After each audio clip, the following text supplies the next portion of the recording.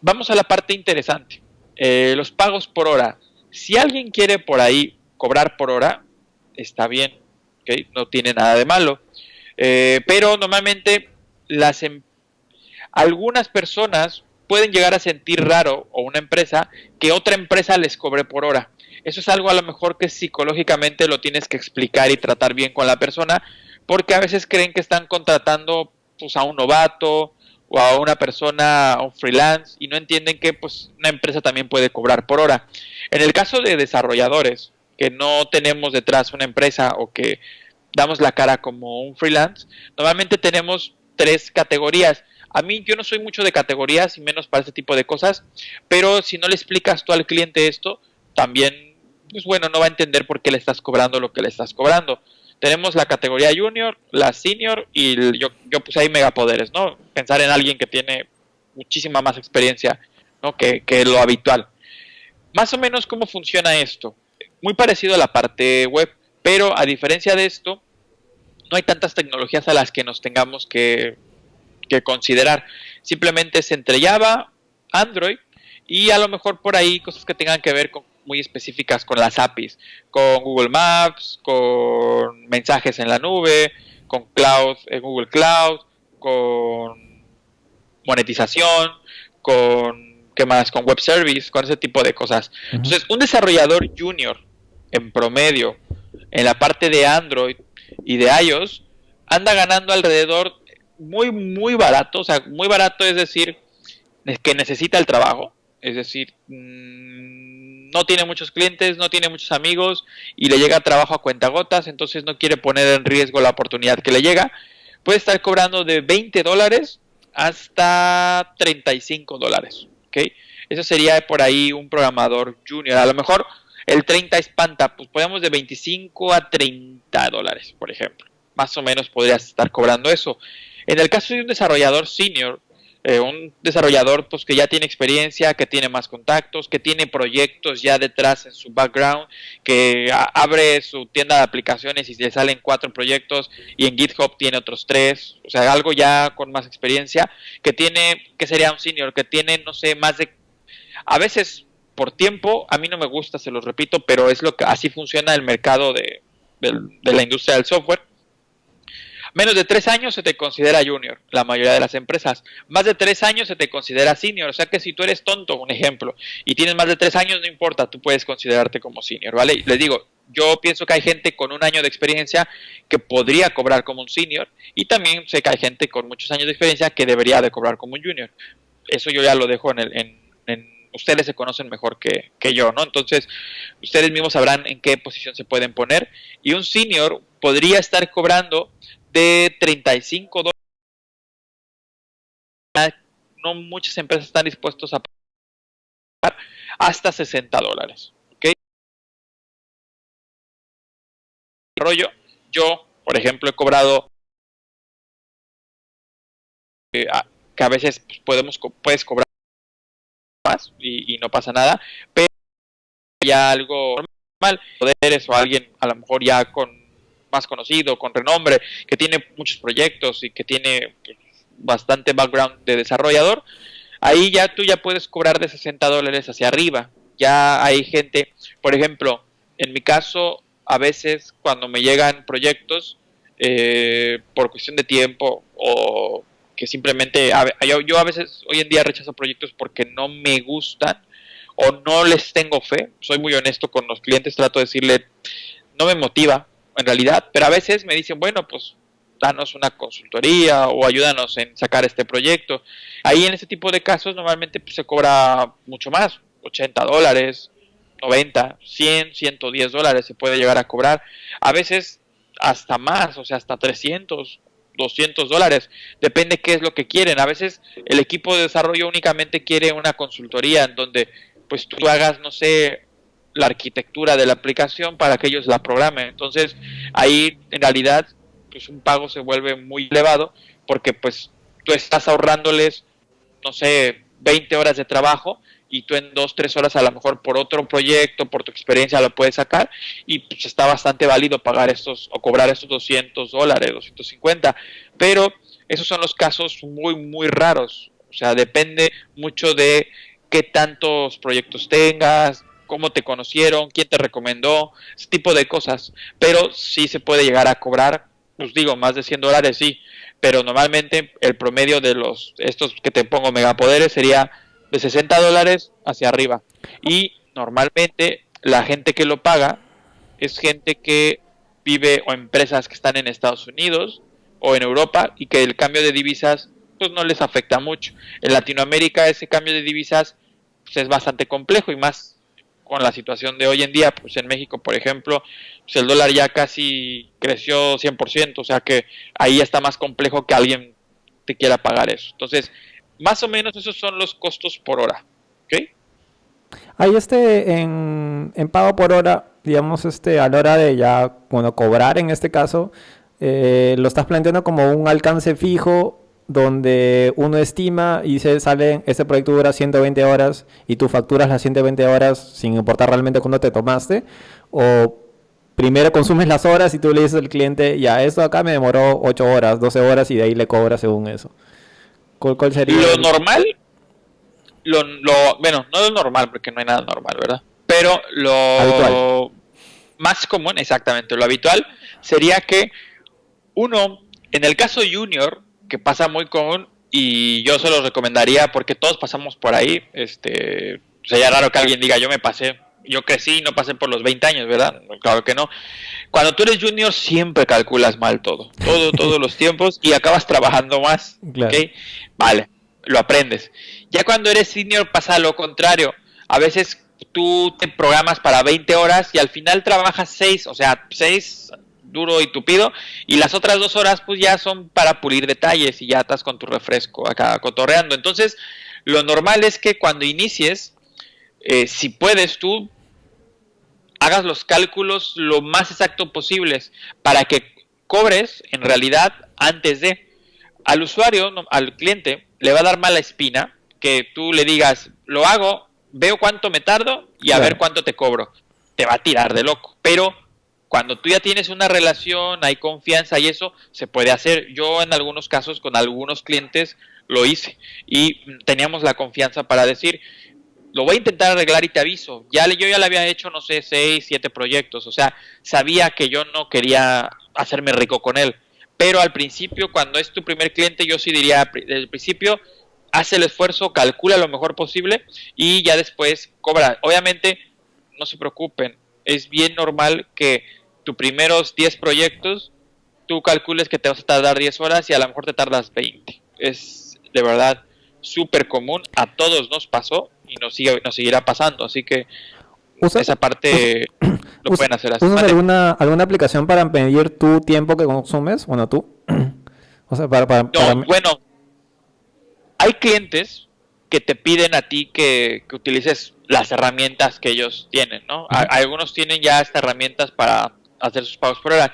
Yo en realidad lo que hago para medir los tiempos es utilizar un drive que comparto eh, con el cliente como tal, como con el desarrollador. ¿Por qué un drive?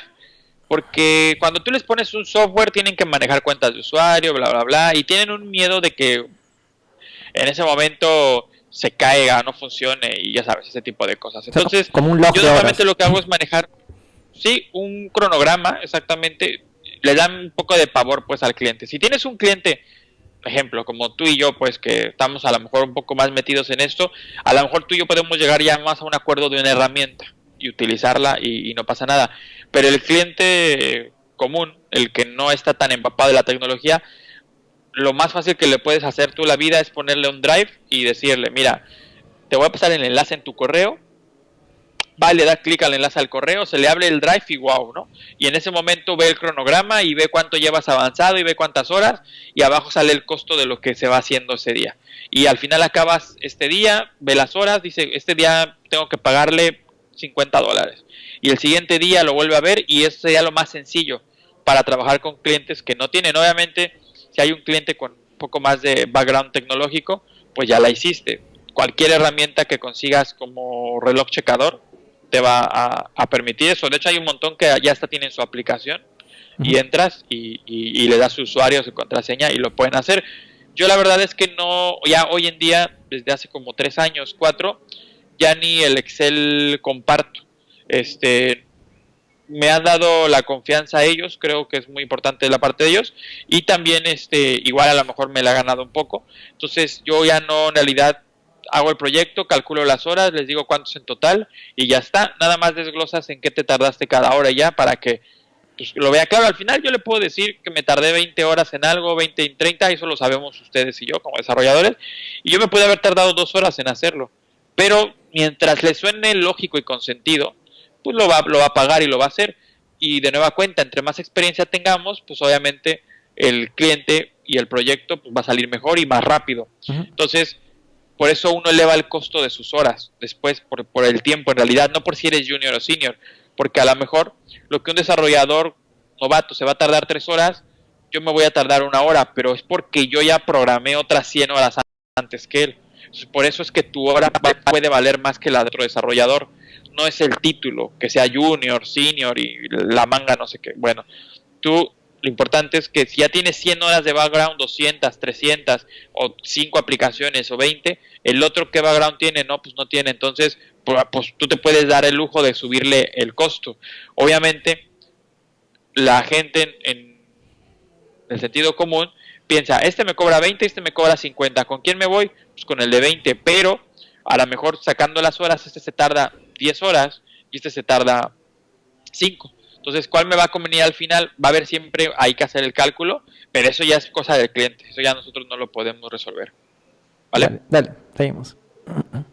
Ok, tiempos. La regla de los tiempos, se los decía, novato siempre lo va a hacer mal, el cálculo de los tiempos, el experto se va a equivocar menos, no significa que no se equivoque, se va a equivocar menos, el cliente siempre va a querer el menos tiempo posible y el equipo siempre va a querer más, porque normalmente cualquier persona que desarrolla aplicaciones, si trabaja sola, no está mal, pero probablemente está metido en algunos problemas porque, como sabemos, el diseño, el backend que necesita luego la aplicación, lo puedes hacer, pero no significa que lo hagas muy bien. Entonces, la recomendación es pues, obviamente tener sus equipos y siempre pensar en que los tiempos, unos quieren más o el otro quiere menos, así que tengan mucho cuidado al momento de eso porque los tiempos van a afectar el tiempo.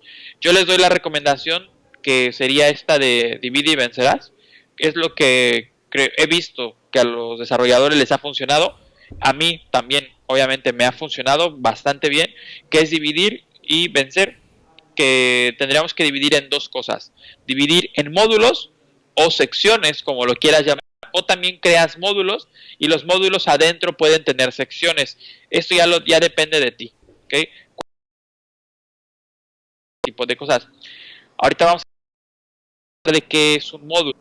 Por ejemplo, voy a decir que en dos, sencillo y módulo complejo. A lo mejor por ahí alguien podría decir, o podríamos decir, que podemos tener módulos intermedios, o sea, que no es tan difícil, pero tampoco es tan fácil. Yo ahí digo, entre más dividamos, más problemas también nos vamos a meter. Yo metería módulos sencillos y complejos. En una aplicación, ¿cuál sería un módulo sencillo? Por ejemplo, un módulo que muestre un catálogo, sencillo. Un módulo complejo, un módulo que utilice un web service, por ejemplo. ¿Por qué? ¿Por qué complejo? No porque sea difícil.